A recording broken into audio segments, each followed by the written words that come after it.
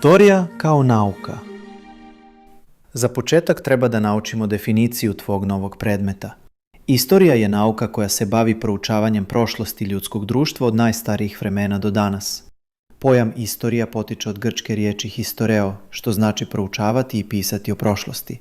Važno je otkriti zašto se nešto dogodilo, to jest šta je uzrok nekog događaja. Koliko je neki događaj važan vidimo i po njegovim posljedicama. Prvi istoričar bio je Herodot. On je nazvan otac istorije.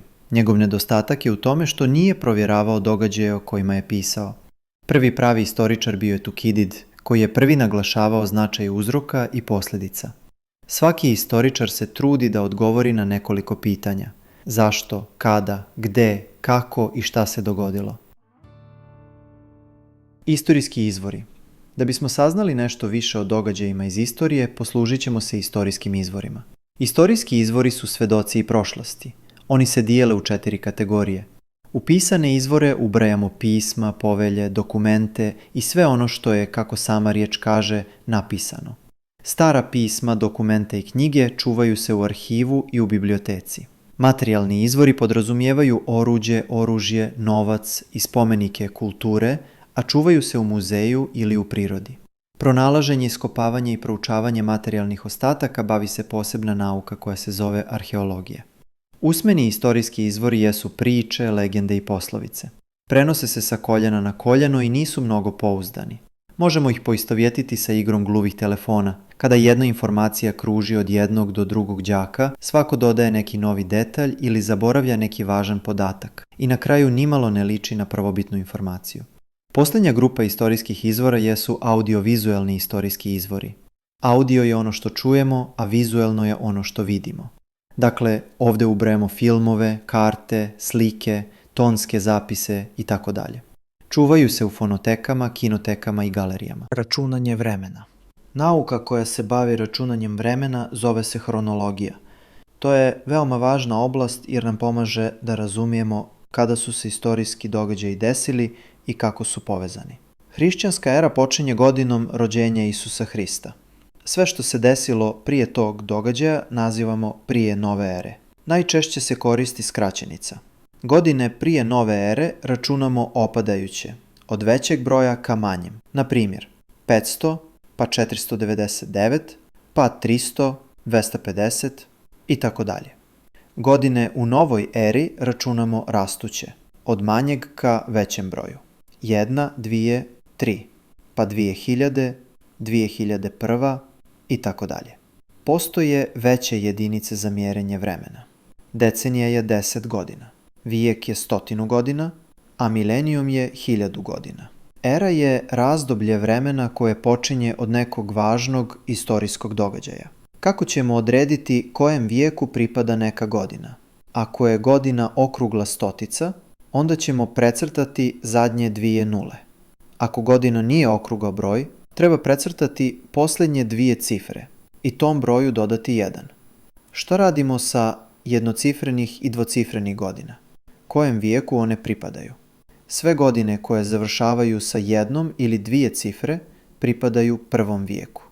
Dakle, 5. godina, 10. godina, godina 68.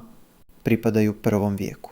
Postoji više poznatih era. Grčka era počinje od prve olimpijade 776. godine prije nove ere. Rimska era od osnivanja Rima 753. godine prije nove ere. Hrišćanska era počinje rođenjem Isusa Hrista, prve godine naše ere. Muslimanska era počinje 622. godine kada je prorok Muhamed prešao iz Mekke u Medinu. Na lenti vremena prikazujemo važne događaje iz prošlosti. To nam omogućava da vidimo šta se kada desilo i kako su događaji povezani. Na lenti vremena možeš da predstaviš događaje koji su važni u tvom životu. Na primjer, možeš izdvojiti neke događaje od polaska u školu do dolaska u 6. razred. Datum je tačno navođenje nekog događaja u prošlosti. Svaki datum ima dan, mesec i godinu kada se nešto dogodilo. Periodizacija prošlosti. Podjela prošlosti na vremenske periode naziva se periodizacija. Naučnici su podijelili prošlost kako bi je lakše proučavali. Celokupna ljudska prošlost dijeli se na praistoriju i istoriju. Granica između ova dva velika perioda jeste pronalazak pisma. Prvo pismo je pronađeno u Mesopotamiji u 4. milenijumu prije nove ere. Praistorija je veliki period koji počinje pojavom razumnog čovjeka u istočnoj Africi, a završava se pronalaskom pisma. Praistoriju smo podijelili prema materijalima od kojih se pravilo oruđe i oružje. Praistorija se dijeli na kameno i metalno doba. Istoriju dijelimo na stari vek, srednji vek, novi vek i na savremeno doba.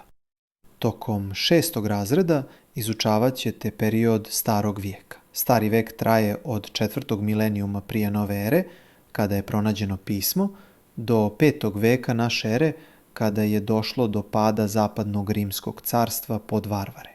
Srednji vek traje od 5. do 15. vijeka, a novi vek od 15. do 20. veka.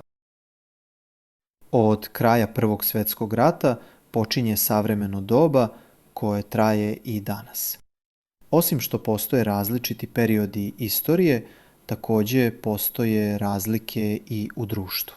U praistoriji je dominiralo rodovsko društvo, a u starom veku robovlasničko društvo. Rob se postaje rođenjem u robovskoj porodici, zaduženjem ili zarobljavanjem u ratu. Doba srednjeg veka karakteriše feudalno društvo, dok se u novom veku razvija kapitalističko društvo. U savremenom dobu preovladavaju socijalističko i kapitalističko društvo.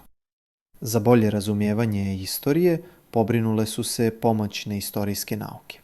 Već smo rekli da je arheologija nauka koja se bavi materijalnim ostacima.